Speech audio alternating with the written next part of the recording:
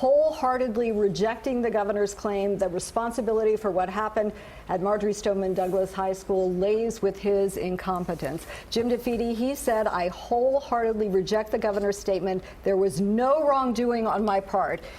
No wrongdoing on my part. It's interesting because I think it's that tone that has gotten him into trouble in the past, which is his refusal to accept any responsibility.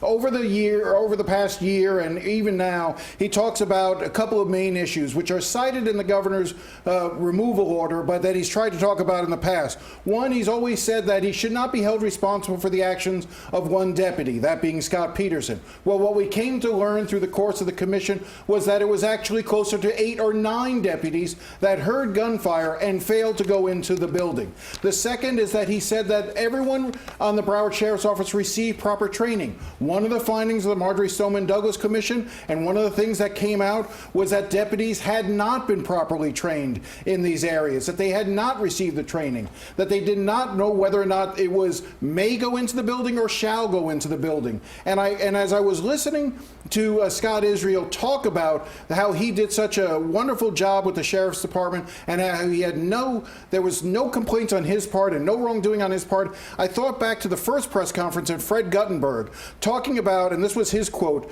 talking about how his daughter was 1 second away from getting out of the building and getting to safety. And he said, Fred Guttenberg said, "My daughter could have lived if somebody could have given her 1 more second."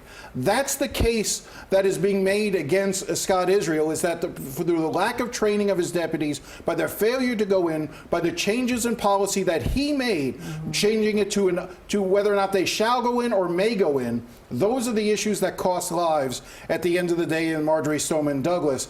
And, you know, Fred Guttenberg was an interesting person to see at that first press conference, because what you really saw here with Scott Israel was this was the beginning of his 2020 election campaign.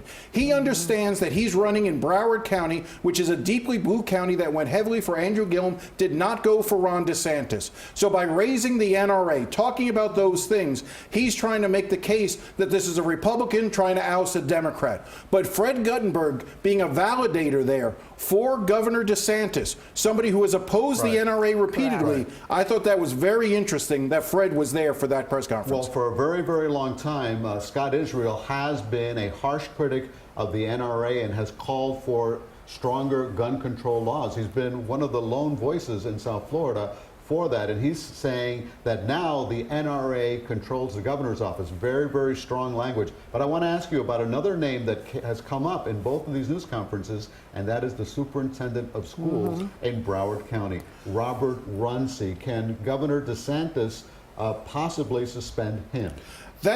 You heard that question was asked of the governor earlier, and I think there's some legal question as to whether or not you can remove an appointed versus an elected official. He removed the Okaloosa County school superintendent. I'm not sure if that's, I think that was an elected position. Yes, so since that's an elected position, I think there's some legal issues as to whether or not you can remove an appointed school superintendent, but clearly he said he was open to it, and you heard Andrew Pollack make a very strong case demanding essentially that his mission is now that Scott Israel is out, he wants Robert Runcie out as well. Jim, we have